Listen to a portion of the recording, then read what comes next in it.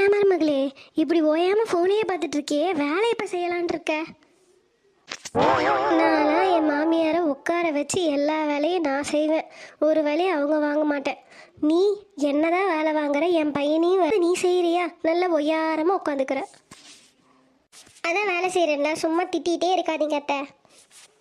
என்ன பண்ணிட்டு இருக்க மருமகளே, நல்லா இருக்கியா? நல்லா இருக்கேனுங்க அத்தை. நீங்கள் என்ன திடுதிப்பில் வந்துட்டீங்க?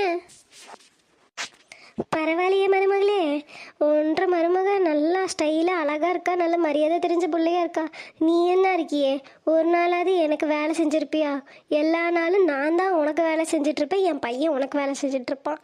பார்த்து கற்றுக்கோ ஒன்றரை மருமகளை. என்ன மருமகளே விளக்கமாற கையிலேயே வச்சிட்டு இருக்க, வீடு கூட்டியா நீ?